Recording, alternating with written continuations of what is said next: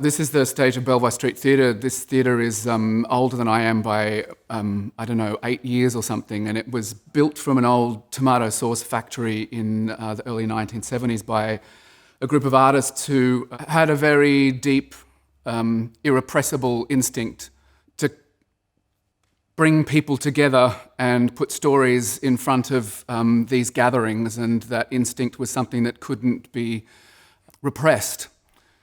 And since that time when this theatre was built, it's survived a lot, and it's been nurtured through, possibly one of the most astonishing, extraordinary and remarkable ongoing acts of community that I think this country has seen.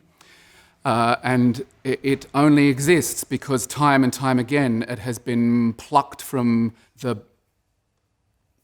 pool of oblivion by concerted action, communal effort, acts of faith, acts of love, a belief in the ineffable and the invisible.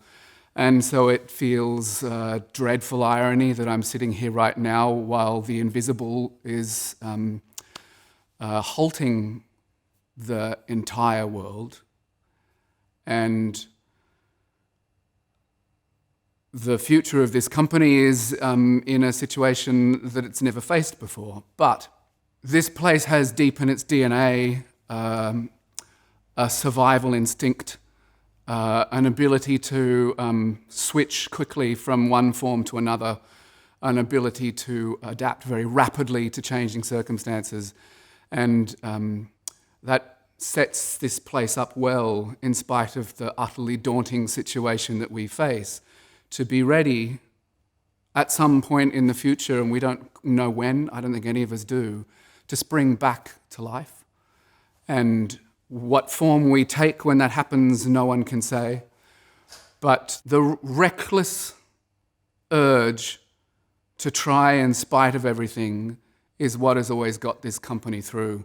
And a sense of foolhardiness and a sense of absurd possibility is deep, deep, deep inside. The fibre of this building, it's in the layers of paint on those walls that have been accumulating for, nearly 5 decades now. However this plays out, I feel sure that this theatre, which is empty right now, is going to fill again. This stage will fill with actors telling stories, and this audience will fill with people who complete those stories. That's going to happen. In the meantime, I think it's important to thank everybody who is a part of the story of this company, right now, in the past, and into the future.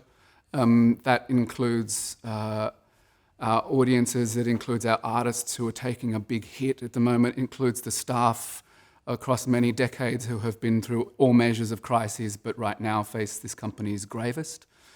This place, above all else, works when people just say yes to it, and I have no doubt that people will in the time to come.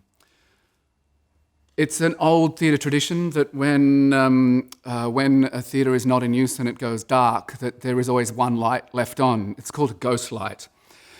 And it's a safety mechanism. It just means that people know where the edge of the stage is and they don't walk off the edge of the stage. That was why it was invented. But it's come to over the years to kind of acquire mystique, the stage light. So this theatre is now going to go dark for the longest it's been since it began. But we are going to leave a ghost light burning because the work of this theatre is far from over. Yeah. Okay. Thank you, Gareth.